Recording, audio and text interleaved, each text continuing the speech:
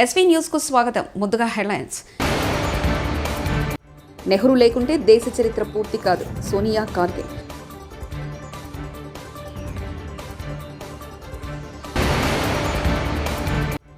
వారణాసిలో తెలంగాణ బీజేపీ నేతల ప్రచారం.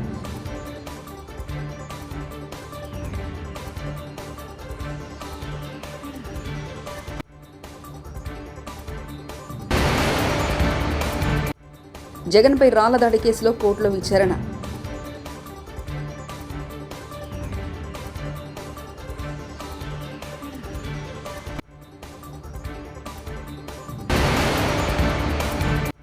సీఎస్ జవహర్ రెడ్డికి 2,000 కోట్ల భూ కుంభకోణం, బోడా ఉమా.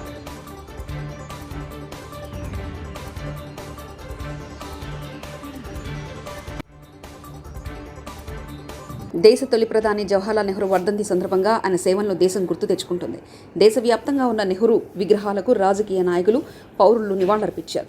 సోమవారం ఉదయం ఢిల్లీలోని నెహ్రూ స్మారకమైన శాంతివన్లో కాంగ్రెస్ పార్టీ జాతీయ అధ్యక్షుడు Mallikarjun Kharge, Congress parliamentary party chairperson Sonia Gandhi నివాళులర్పించారు. ఆయన సమాధిపై పుష్పగుచ్చాల నుంచి నెహ్రూ సేవలను గుర్తు చేసుకున్నారు.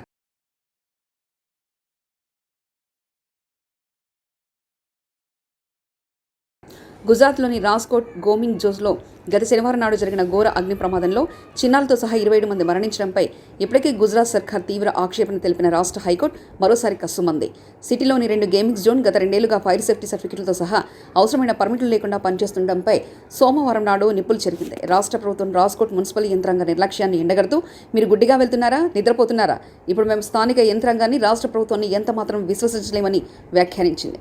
వారణాసి లోక్సభ అభ్యర్థిగా ప్రధానమంత్రి నరేంద్ర మోదీ ఎన్నికల బరిలో దిగారు. ఈ క్రమంలో ఆయనకు మద్దతుగా ఎన్నికల ప్రచారం నిర్వహించేందుకు తెలంగాణలోని బీజేపీ కీలక నేతలు వారణాసి బట్టపెట్టారు. కేంద్ర మంత్రి జి కిషన్ రెడ్డి, రాజ్యసభ సభ్యుడు కె లక్ష్మణ్, ఈటెల రాజేందర్ వారణాసి చేరుకున్నారు. మరోవైపు ఆ పార్టీ ఎంపీ బండి సంజయ్ ఇప్పటికే వారణాసిలో తనదైన శైలిలో ఎన్నికల ప్రచారం నిర్వహిస్తున్నారు. ఇక ఏపీలోని బీజేపీ అగ్రనేతలు జీవీఎల్ నరసింహారావు, భానుప్రకాష్ రెడ్డి, హర్షవర్ధన్ తదితరులు వారణాసిలో మోదీకి మద్దతుగా ప్రచారం చేపట్టారు. తెలంగాణలో వరంగల్, నల్గొండ, ఖమ్మం, పట్టభద్రులు ఎమ్మెల్సీ ఉప ఎన్నిక పోలింగ్ జరుగుతుంది. 3 ఉమ్మడి జిల్లాల పరిధిలోని 34 అసెంబ్లీ నియోజకవర్గాల్లో గ్రాడ్యుయేట్ ఓటర్లు తమ ఓటు హక్కు వినియోగించుకుంటున్నారు. గతంలో ఎమ్మెల్సీ ఎన్నికలకు పెద్దగా ప్రాధాన్యత ఉండేది కాదు. ఓటు వేసే వాళ్ళు అక్షరాస్యులు కావడంతో వాళ్ళంతా అభ్యర్థి గుణగణాలు చూసి ఓటు వేసే అవకాశం ఉండడంతో పార్టీలు వీటిపై పెద్దగా ఫోకస్ పెట్టేవి కావు. కానీ గత కొంతకాలంగా ఎమ్మెల్సీ ఎన్నికలను రాజకీయ పార్టీలు ప్రతిష్టాత్మకంగా తీసుకున్నాయి. శాసనసభతో పాటు శాసనమండలిలో తమ బలాన్ని చూపించుకునేందుకు ప్రయత్నం చేస్తున్నాయి. పార్టీలు ప్రతిష్టాత్మకంగా తీసుకోవడంతో ఎమ్మెల్సీ ఎన్నికలు సాధారణ ఎన్నికల వాతావరణాన్ని తలపిస్తున్నాయి. వనపర్తి జిల్లాలో సంచలనం సృష్టించిన బీఆర్ఎస్ సీనియర్ నేత శ్రీధర్ రెడ్డి హత్య కేసులో సమగ్ర విచారణ జరపాలని ఆ పార్టీ నేత ఆర్ఎస్ ప్రవీణ్ కుమార్ డిమాండ్ చేశారు. హత్య జరిగి రోజులు గడుస్తున్నా పోలీసులు ఇప్పటివరకు ఎలాంటి చర్యలు తీసుకోలేదని ప్రవీణ్ ఆరోపించారు. ఇదే అంశంపై ఆయన సోమవారం డీజీపీ రవి గుప్తాని కలిశారు.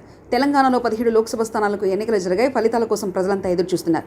ఓటర్ల తీర్పు ఎలా ఉండబోతుందన్న ఉత్కంఠ రాజకీయ పార్టీలో కొనసాగుతుంది. హైదరాబాద్ లోక్సభ స్థానం మినహాయిస్తే మిగిలిన 16 నియోజకవర్గాల్లో గెలుపుపై కాంగ్రెస్, బీజేపీ, బీఆర్ఎస్ ధీమాగా ఉన్నారు. ఈ 16 నియోజకవర్గాల్లో 2 నియోజకవర్గాలుగా అందరి దృష్టిని ఆకర్షిస్తున్నాయి. ఈ 2 చోట్ల పోరు హోరాహోరీగా జరగడంతో ఎవరు గెలుస్తారనేది స్పష్టంగా చెప్పలేని పరిస్థితి నెలకొంది. సర్వే సంస్థలకు సైతం ఇక్కడ ఫలితం అంతుమట్టలేదు. అవే మహబూబ్ నగర్, భువనగిరి. ఈ 2 నియోజకవర్గాలు సీఎం రేవంత్ రెడ్డికి ప్రతిష్టాత్మకంగా మారాయి. మహబూబ్ నగర్ లోక్సభ నియోజకవర్గం సీఎం సొంత జిల్లా కాగా, భువనగిరి ఎంపీ అభ్యర్థి చామల కిరణ్ కుమార్ రెడ్డి రేవంత్ రెడ్డికి చాలా దగ్గర వ్యక్తి. సీఎం జగన్మోహన్ రెడ్డిపై రాళ్ల దాడి కేసుపై కోర్టులో విచారణ జరిగింది. నిందితుడు సతీష్ కుమార్ బెయిల్ పిటిషన్స్పై న్యాయవాది సలీం వాదనలు వినిపించారు. సతీష్ కుమార్ నిరాపరాధని, అమాయకుడు సతీష్ను పోలీస్ కేసులో అక్రమంగా ఇరికించారని న్యాయవాది సలీం అన్నారు. సీఎం జగన్ రాజకీయ లబ్ధి కోసమే రాళ్లదాడి అంటూ డ్రామాకు తెరదీశారని న్యాయవాది సలీం కోర్టుకు వెల్లడించారు. గతంలో కోడికత్తి కేసు, ఇప్పుడు రాళ్లదాడి కేసులో 2 అమాయకులను అక్రమంగా జైలు పాలు చేశారని తెలిపారు. వాదనల అనంతరం 8వ అదనపు జిల్లా న్యాయస్థానం ఆర్డర్స్ రిజర్వ్ చేసింది. రేపు న్యాయమూర్తి ఆర్డర్స్ ఇవ్వనున్నారు. ఇప్పటివరకు ఎన్నికలు జరిగిన రాష్ట్రాల్లో వచ్చే నెల 4వ తేదీన జరగనున్న ఓట్ల లెక్కింపుకు ముందస్తు ఏర్పాట్లు నిర్వహిస్తున్నారు.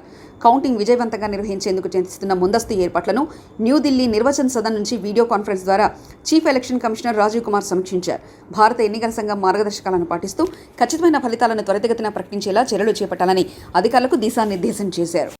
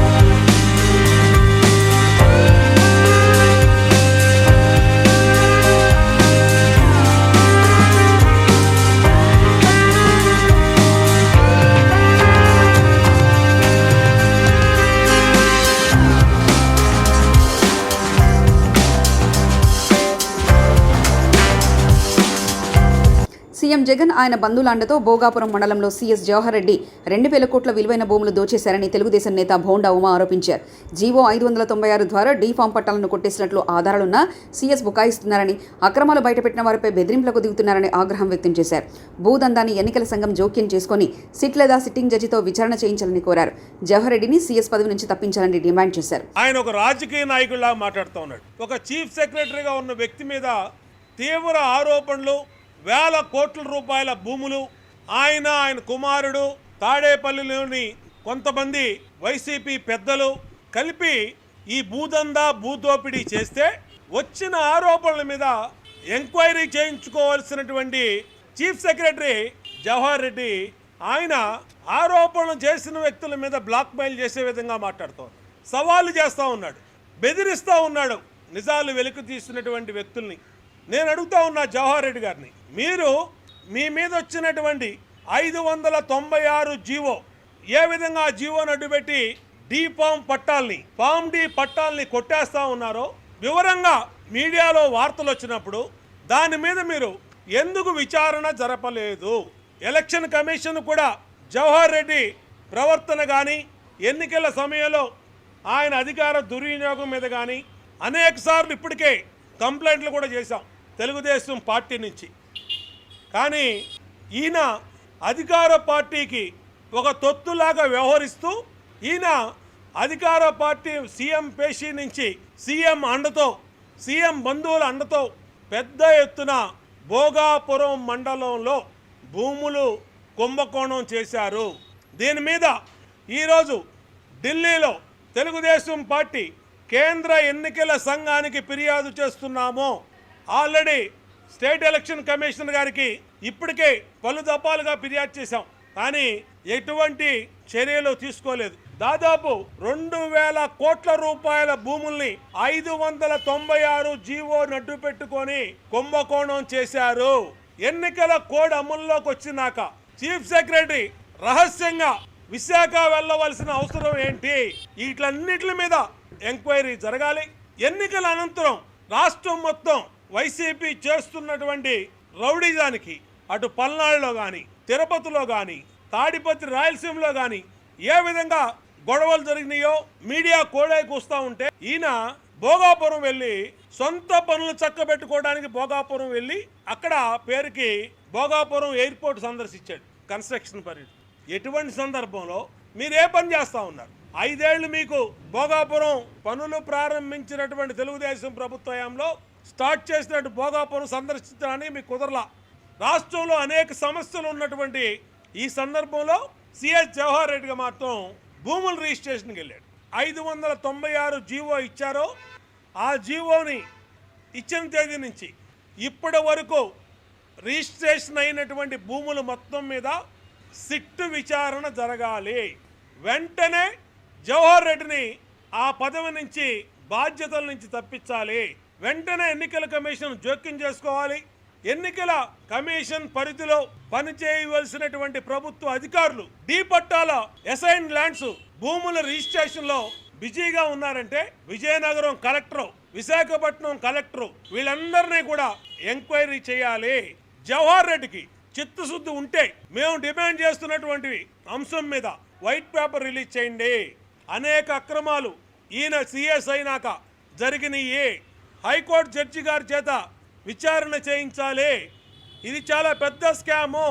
సంవత్సరాల తరబడి సాగు చేసుకుంటున్న భూముల్ని అక్రమ జీవో ద్వారా రైతుల పీకల మీద కత్తి పెట్టి అగ్రిమెంట్లు చేయించుకొని మీ భూములు లాక్కుంటా, లేకపోతే మీ అగ్రిమెంట్ చేయకపోతే అని మొత్తం వైసీపీ మాఫియా సిఎస్ ఆధ్వర్యంలో పనిచేసింది. తిరుపతి జిల్లా శ్రీకాళహస్తీశ్వర ఆలయంలో భక్తుల రద్దీ పెరిగింది. సోమవారం కావడంతో రాహుకాల సమయం రాహుకేతు సర్ప దోష నివారణ పూజలు చేయించుకునేందుకు భక్తులు పెద్ద ఎత్తున తరలివచ్చారు. స్వామి అమ్మవార్లను దర్శించుకున్నారు. క్యూలైన్లలో బారులు తీరారు. రద్దీకి అనుగుణంగా ఆలయాధికారులు ప్రత్యేక ఏర్పాట్లు చేశారు. వేగంగా దర్శనం చేసుకునేలా చర్యలు చేపట్టారు.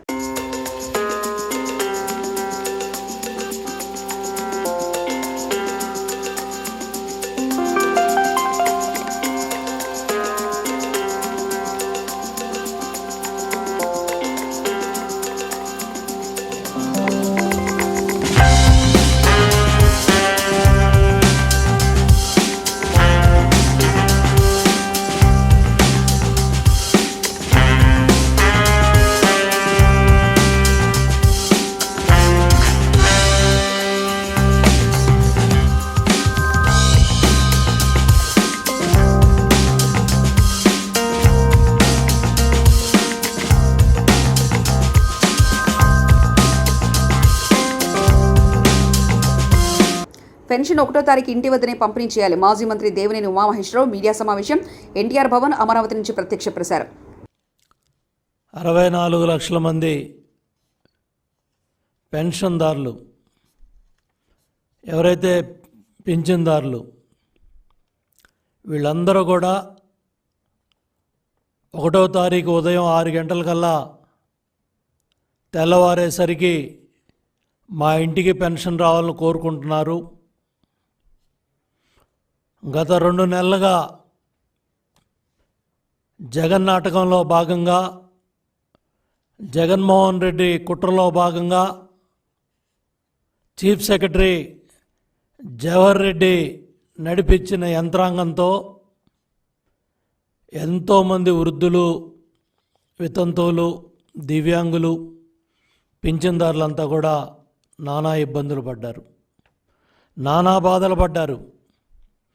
ఏప్రిల్ నెలలో, మే నెలలో వాళ్ళ బాధల వర్ణాతీతం. ఉద్దేశపూర్వకంగా, దురుద్దేశపూర్వకంగా, కావాలని ఎన్నికల ప్రక్రియలో జగన్మోహన్ రెడ్డి ప్రభుత్వకి మంచి జరగాలని, ఓట్లు పడాలని దుర్మార్గపు కుట్రలో chief secretary Jawahar Reddy, SERP CEO Muralidhar Reddy, ఎవరైతే ఈ అధికార యంత్రాంగం ఉన్నారో వాళ్ళందరూ కూడా కలిసి ఏదైతే ఏప్రిల్ నెలలో సచివాలయాల దగ్గరికి రప్పించారు. ఎంతోమంది పదుల సంఖ్యలో ఆ రోజు వివిధ పత్రికల్లో, మీడియాలో వార్తలు వచ్చాయి. ఎండ వేడికి, ఆ రోజున 45 డిగ్రీల సెంటీగ్రేడ్కి వేడిమికి వృద్ధులు నానా బాధలు పడి, ఇబ్బందులు పడి, మరి సాక్షి ఛానల్లో, వాళ్ళ ఛానల్లో అయితే 60 మంది చనిపోయినట్టుగా గత 2 నెలల్లో వార్తలు పుంకాలుగా వేశారు. వీటన్నిటికీ కూడా కారణం మీ జగన్ నాటకం, మీ దుర్మార్గం, మీ పైచాచికత్వం.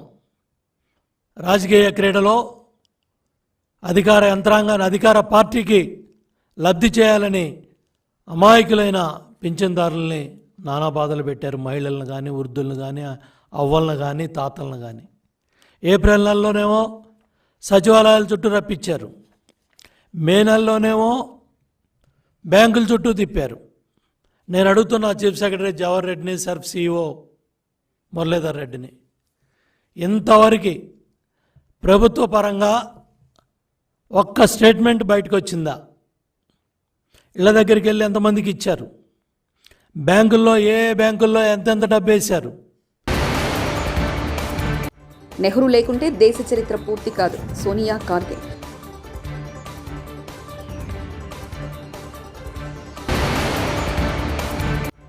వారణాసిలో తెలంగాణ బీజేపీ నేతల ప్రచారం.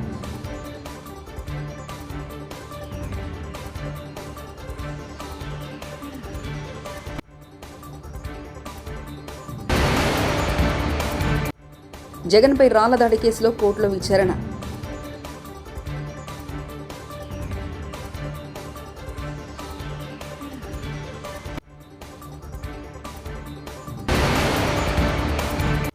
సిఎస్ జవహర్ రెడ్డికి 2000 కోట్ల భూ కుంభకోణం. బోర్డా ఉమా.